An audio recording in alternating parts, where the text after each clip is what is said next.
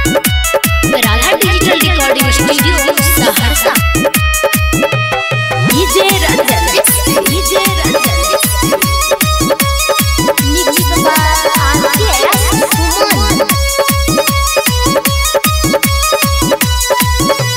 हाय हो हाय काल रे कोठारिया के बनल महजीद। काल रे कोठारिया के बनल महजीद। काई गोर कोठरी लागल है के गोरिए।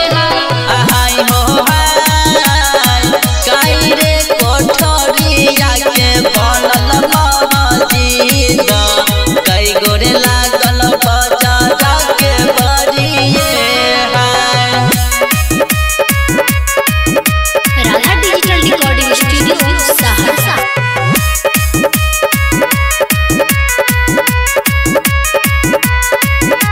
Mix by RKS Suman. हाय हो हाय बजरा के बरिया धइले अम्मा मोर पुकारे। बजरा के बरिया धइले अम्मा मोर पुकारे। खाइले रे बेटा दही चूड़ा भोजन में। हाय हो हाय बजरा के बरिया धइ के आमा हमर पुकारे। खाले रे बेटा दही चूड़ा भोजन में। Radha digital recording studio Saharsa.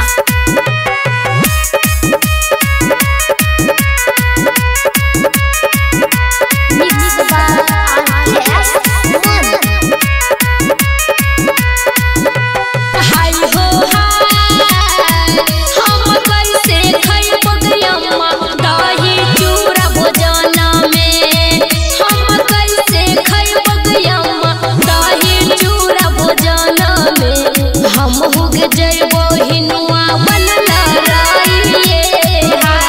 हाय हो हाय हम कैसे के करबोगे अम्मा दही चूड़ा भोजन में। हम होगे जइबो हिनुआ बनल रहिले। Radha digital recording studio Saharsa.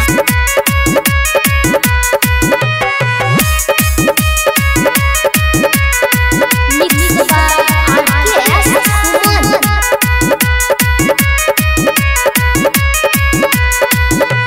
हाय हो हाय हिनुआ बनहल छर बेटा परी निरदैया। हिनुआ बनहल छर बेटा परी निरदैया। शरबत में घोलै छै जहरिए। हाय हो हाय हिनुआ बनहै छर बेटा बड़ी निरदैया। शरबत में घोलै छै जहरवे।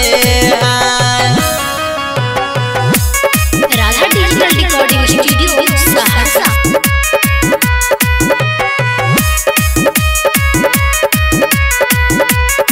मिक्स बाय आरकेएस सुमन।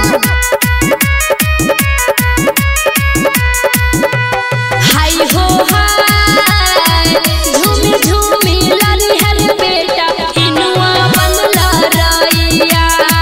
झूमी झूमी लनिहर बेटा हिनुआ बनल रहिया।